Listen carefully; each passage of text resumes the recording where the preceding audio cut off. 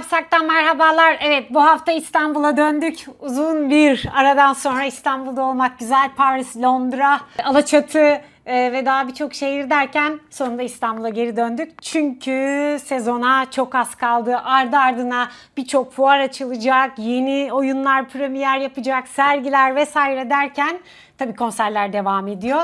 İstanbul ve tüm Türkiye'de aslında kültür sanat dünyası hareketli. Evet, bu hafta ne izlesek, hangi oyuna gitsek, hangi konsere gitsek, hangi sinemayı izlesek, hangi filmi izlesek diyorsanız doğru yerdesiniz. Yeni sezon geliyor demişken, yeni sezon yaklaşıyor demişken aslında iki fuardan bahsedelim. Herkes bu iki fuarı bekliyor ve makineler hazırlandı. Bu sergileri gezip bol bol da story ve post paylaşılacak belli ki. Bunlardan öncelikle Artvix'ten başlamak istiyorum. Çünkü Artvix diğerinden daha önce.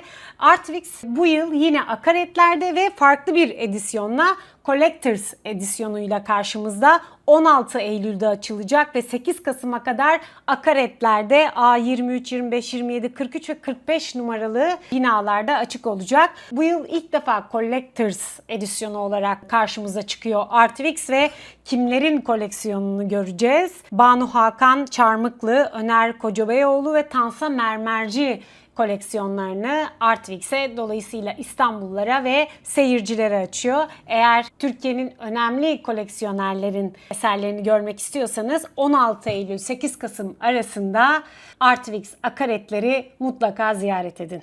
Evet, diğer bir organizasyonda, daha doğrusu diğer bir sanat fuarı ise tabii ki Contemporary İstanbul. Contemporary İstanbul bu yıl 21. edisyonuyla 24 ülkeden 70'in üzerinde galerinin katılımıyla yine Akbank'ın ana sponsorluğunda 23-27 Eylül tarihleri arasında Tersane İstanbul'da gerçekleştirilecek. Contemporary'nin bu yıl mekan konusunda sürprizleri de var. Evet, Tersane İstanbul'da ama farklı bir alanda olacaklar ve Borusan Otomotiv'in Türkiye distribütörü olduğu BMW'nin ortak partnerliğinde gerçekleştirilecek tekrar.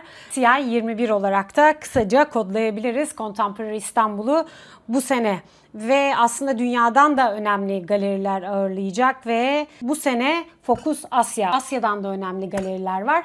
Şimdi Contemporary İstanbul ve Artvix'ten iki önemli sanat fuarından bu kadar bahsetmiş olalım. Zaten tarihler yaklaştıkça daha da ayrıntılı bilgi mutlaka vereceğim. İki fuardan sonra aslında açık hava sinemalarıyla devam etmek istiyorum. Sinemayla devam etmek istememin sebebi tabii ki Odyssey'in yarattığı fırtına. Uzun bir durgunluğun ardından aslında sinemada yaşanan, sinema salonlarında yaşanan bu gelişmelere fırtına da diyebiliriz herhalde. Çünkü rakamlar onu gösteriyor. Elbette ki salgın öncesi günlere geri dönemedik henüz ama sinema uzun bir dönemdir bu kadar hareketli olmamıştı. Geçen yaz yine Oppenheimer ve Barbie nedeniyle bir hareketlenme vardı ya da ondan önceki yazdı. Neyse, artık tarihler birbirine karıştı. Bu yazda yine Odyssey'in ve tabii ki Örümcek Adam'ın katkılarıyla sinemalarda doluyor diyebiliriz. Ve açık hava sinemaları da yine bu sıcak yaz günlerinde imdadımıza yetişiyor. İstanbul'da bakın açık hava sineması izlemek istiyorsanız nerelere gidebilirsiniz? Hadi gelin beraber bakalım. İstanbul'da Atatürk Kültür Merkezi'nde açık hava yaz sineması devam ediyor. 14 Ağustos'ta başlamıştı ve 13 Eylül'e kadar da devam edecek ve 16 filmden oluşan bir gösterim var. 21 Ağustos Cuma günü Alice Harikalar Diyarı'nda, 22 Ağustos'ta Yıldızlar Arası Interstellar var, 23 Ağustos'ta Ratatouille var ve 28 Ağustos'ta Charlie'nin Çikolata Fabrikası, 29 Ağustos'ta Coco, 30 Ağustos Pazar günü Kara Şövalye, 4 Eylül Cuma Muhteşem Gatsby, 5 Eylül Cumartesi Başlangıç, 6 Eylül Pazar Ters Yüz, 11 Eylül Cuma Umudunu Kaybetme ve 12 Eylül Kelebeğin Rüyası'yla 13 Eylül'de Kayıp Balık Memo. Evet, hem çocuklarınızla hem de çocuksuz izleyebileceğiniz güzel bir seçki yapmış Atatürk Kültür Merkezi. Dediğim gibi bu film gösterimlerinin biletlerini ve detaylı bilgilerini akmistanbul.gov.tr adresinden ulaşabilirsiniz. Evet, Minyatürk'te de yazlık sinema gösterimleri başladı bu arada. İBB Kültür AŞ'ye bağlı Minyatürk yaz akşamlarında sinema severleri açık hava gösterimleriyle buluşturuyor. 21 Ağustos'ta başladı ve bu program kapsamında bakalım neler izleyebiliyoruz. 21 Ağustos Cuma günü saat 20'de Gülen Gözler, 22 Ağustos Cumartesi günü saat 20'de Inside Out, 23 Ağustos Pazar günü Inside Out 2, 29 Ağustos Cumartesi günü de saat 20'de Up filmini izleyebilirsiniz Minyatürk'te. Bu program kapsamında 15 yaş ve altı çocuklar ücretsiz katılabiliyor bu film gösterimlerine. 15 yaş üzeri ziyaretçiler de müze biletiyle gösterimle, yani Minyatürk için aldığınız müze biletiyle bu film gösterimlerini de izleyebiliyorsunuz. Şimdi bu açık hava sinemaları, evet, pek çok yerde Swiss Otel'de açık hava sineması gösteriliyor. CVK Bosphorus Otel'de açık hava sineması var. Açık hava sinemaları oldukça ilgi görüyor sıcak yaz günlerinde dediğim gibi. Ama bir de yakın zamanda, yakın gelecekte gösterilecek filmlerin fragmanları da tek tek yayınlanmaya başladı. Onlardan bir tanesi de Avengers Doomsday. Evet, Marvel stüdyoları sinema tarihinin en büyük geri dönüşlerinden birine sahne olacak deniyor tabii bunun için. Avengers Doomsday filminin yeni bir fragmanı D23 The Ultimate Disney Fan etkinliğinde ziyaretçilerle paylaşıldı ve biz de bundan haberdar olduk. Film 18 Aralık 2026 tarihinde gösterimine girecek.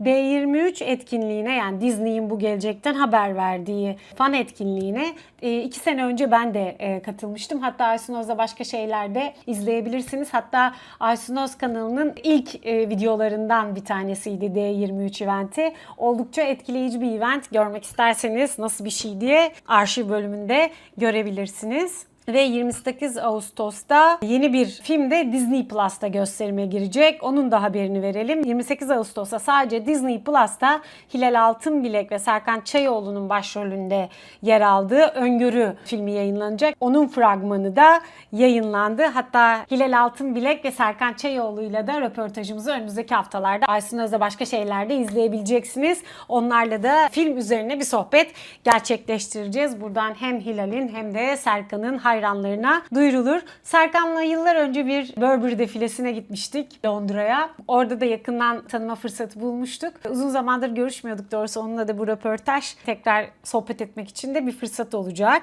Ve hadi şimdi sinemalardan sonra sergilere geçelim istiyorum. Hep söylüyorum, sıcak yaz günlerinde en iyi yapılacak şey tabii ki sinemalara gitmek ve sergi gezmek.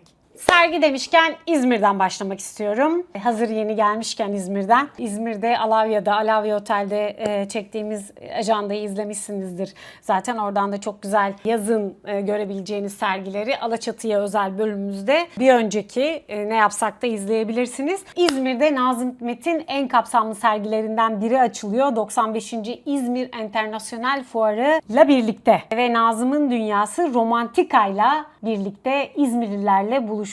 İzmirlilerin çok ilgi göstereceğine eminim. Nazım Hikmet'le ilgili bu sergiye İzmir Büyükşehir Belediyesi'nin katkıları ve ev sahipliğinde Folkart'ın yapımcılığını üstlendiği Romantika Bir Ömrün Seyri Seferi adlı Nazım Hikmet sergisi 5 Eylül 2026 tarihinde açılıyor dediğim gibi İzmir'de. İzmir Enternasyonel Fuarı ile birlikte ve Nazım Hikmet'in yaşamını, eserlerini ve bugün de yaşamaya devam eden kültürel mirasını çok katmanlı bir şekilde anlatacakmış Romantika Bir Ömrün Seyri Seferi isimli sergi ve nerede? Kültür Park Atlas Pavyonu'nda ziyarete açılacak. Dolayısıyla İzmirliler için mutlaka gezilmesi, görülmesi gereken sergilerden bir tanesi de elbette İzmir Kültür Park Atlas Pavyonu'nda Romantika Bir Ömrün Seyri Seferi sergisi. Nazım Hikmet meraklılarına, Nazım Hikmet'in hayranlarına buradan duyurulur. Ve tabii ki İzmir için en önemli sergilerden bir tanesi. Hatta sadece İzmir için değil, Türkiye'deki kültür sanat hayatı için bence son yılların, hatta bence Cumhuriyet tarihinin en büyük sanat olaylarından biri. Çünkü Avrupa'nın en önemli çağdaş sanat müzelerinden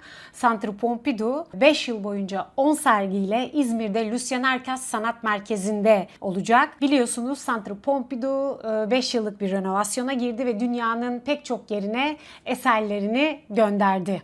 Tabii ki bir işbirliği kapsamında gönderiyor. Durup dururken göndermiyorlar. Bunun karşılığında da renovasyonun belirli bir bölümünün gelirini de elde edecekler elbette.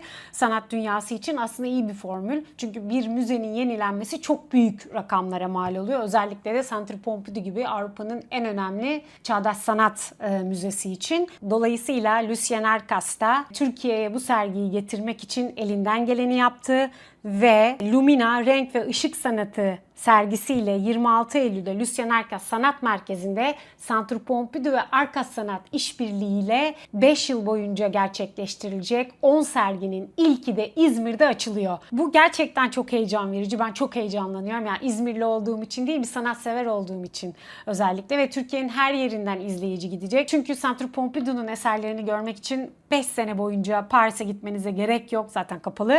İzmir'e geliyor. Onlar ayağımıza geliyor. O yüzden bu sergi çok önemli. İlk serginin ismini de tekrar edeyim. Lumina Renk ve Işık Sanatı 26 Eylül'de Lucien Arcas Sanat Merkezi'nde açılıyor. İzmirlilere de böylece buradan bir kez daha bu müjdeyi hatırlatmış olalım. Ayrıca bu sergiyi gezmek isteyenlere de şimdiden uçak bileti, yani şehir dışından gitmek isteyenlere de şimdiden uçak biletinizi, otobüs biletinizi vesaire ulaşımınızı ayarlamanız için de fırsat tanımış olalım. Önceden duyuralım bunu. Zaten önce bir sergi açılmıştı. Onu da duyurmuştuk daha önce. Küçücük bir teaser şeklinde ve 26'sında da sonunda Centre Pompidou'nun ilk büyük sergisi Lucien Arcas Sanat Merkezi'nde açılacak ve heyecanla bekliyorum. Ben 25'inde orada olacağım ön gösterimde. Oradan da zaten bir yayın yaparız. Yine bunu da sizinle paylaşırım. İzmir'den sonra hadi İstanbul'a gelelim ve uzun zamandır aslında Arter'de neler var neler yok bakmamıştık zannediyorum. Arter İstanbul'da hangi sergiler var? Çünkü